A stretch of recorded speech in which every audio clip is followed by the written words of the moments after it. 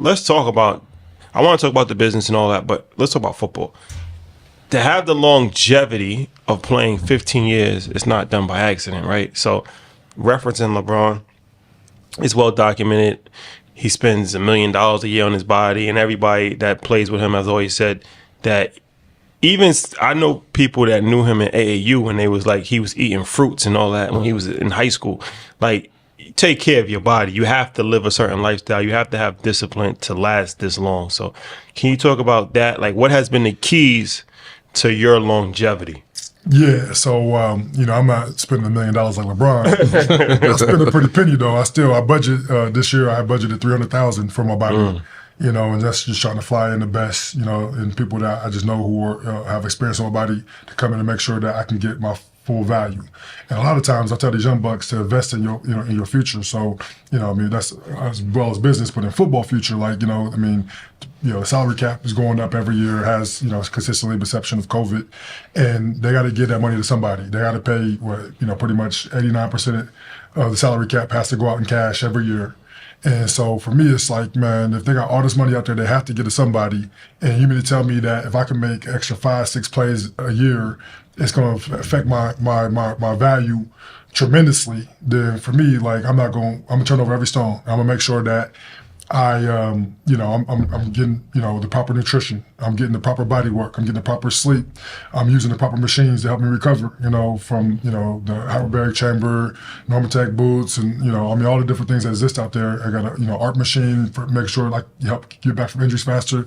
And I got people who are very qualified and talented to come through and really work my body, because if I can make the extra few plays, for me now, it's just, I can add another year of football, which is another year of earning potential that I can't get in the regular world easily. And so for me, like, if I can play, if I can add another year, I think my contract next year is gonna be $6.5 million. Of course, $300,000 is worth it. If I invest $300,000 to be able to play one more year and get 6.5, that's easy. And for these young guys, I'm like, okay, your goal is to get the second contract, but the biggest thing is just adding plays, adding production, and that grows your value. So, my routine, it's brutal. It's more about, for me, it's more about the time away from my family that it takes for me to go out and do it again. That's why I hesitate maybe if I was to play again or not, but I'm leaning towards playing again.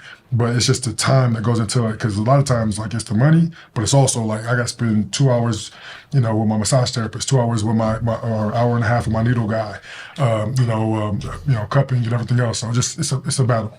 That's, I never thought about that, and people probably don't think about it, right? The average fan, like you mentioned, making a few more plays, and so the importance of pressuring the quarterback, to having 3 or 4 more sacks, having a couple of forced fumbles.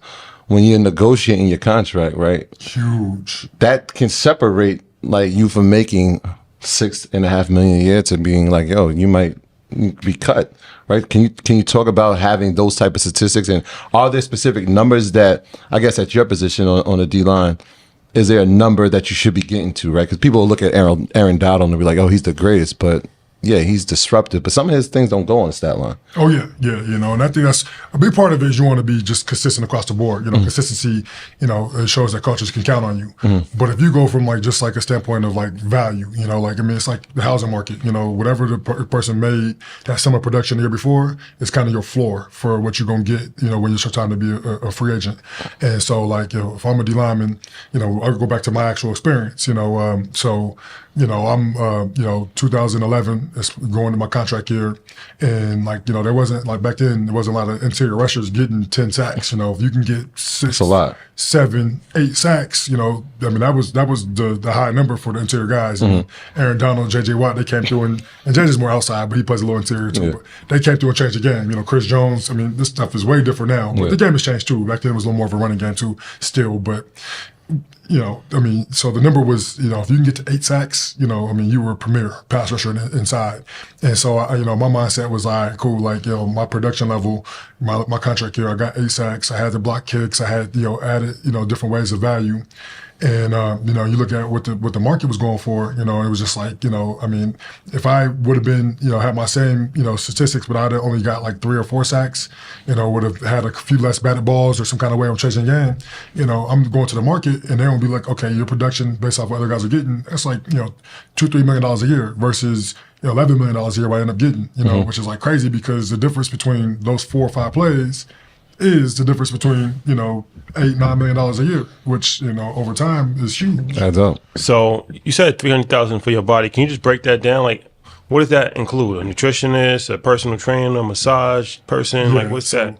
Between chef, I do a ankle specialist that comes up and just works on my ankles and knees and hips, but really ankles is where I really feel the difference.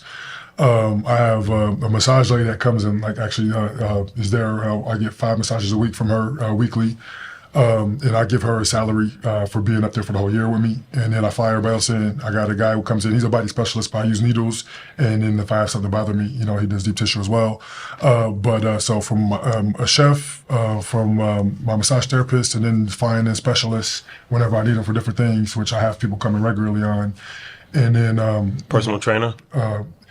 I don't even factor in the personal training off season in that number, so that's separate. But the personal training off season, and then because I'll spend part of the year training in Phoenix, part of the year training in Thousand Oaks in California, and then I'm on my own when I'm in Miami and stuff. So the way it goes, that's a whole different bucket of resources. But yeah, overall, now I got to run the numbers. I think last year. What I ended up spending was like 205. This year it's gonna be a little more than that, but it's still just budgeted, just where I'm gonna be at. But I mean, honestly, to spend that much money is only because you're getting the best of the best, and you got to compensate them from being out there and taking time from the other people they can make money from. If you're just doing local people, like if I'm a young guy, you don't have to spend 200,000. You just got to find the people that work for you. I just know who works for me, but that's why it comes up to a higher number. At what point did you get to that number and saying I need to focus on getting my body right, making sure? Was it like maybe after an injury, or were you hit a number in your career and said, all right, let me take this a little bit more serious? Yeah, so it gradually built, honestly, I did minimal body work till about year 7, I tell guys this all the time, I wish I did it earlier, but I didn't do nothing until about year 7. But I didn't really need too much because I was a freak athlete, and so I had the ability to go out there, and I was very blessed too. I never had really crazy serious injuries. I've been very, very fortunate, and so but after year 7 came around, and I started feeling just a little bit different. I wanted to I was playing really good ball, but I wasn't a Pro Bowler yet. I didn't get to All Pros yet, and I felt like I was just a step below those guys, and so I was like, let me get more serious about this. So not only did I improve on my take care of my body, but I also improved in my training and everything else. I mean, I really went to being a guy that worked hard enough to be in the NFL to trying to outwork everybody in the NFL, and that really changed my whole career. And I had the best success, from year 7 on. I mean, I guess it depends on what metrics you use, but there's a lot of metrics that will show you that was from year 7 to year 13. That little 6-year stretch. And I was a bad man. This is true. But each year I had to add. So I never spent the $200,000 on my body until last year was the first time getting over that threshold, and then the year before last, and then this last season, I budgeted for 300, but I don't think I got that high. But before then, it was probably 50. Then it was 75, and then it was 100, and it just kind of gradually built up each year. But each year also needed more body work because I'm to play and be successful and have a impact on the game, I gotta feel a certain kind of way. And as I got them 36 this year, I just play that. I mean, if I play again next year, I'll be 37. Your body feels a little different than when I was 27. And I was out there, I could go out there and just, I could go out and party Friday night, wouldn't feel a thing, go out there and dominate on Sunday. Now, everything, I have to get my sleep, full 8 hours. I gotta, I'm eating super healthy. I'm drinking, 2 gallons of water every day, and I'm, put my electrolytes in it. I'm it's a way different mentality, but my body needs that now. I can't go out there and perform at a high level, what I used to do when I was a kid.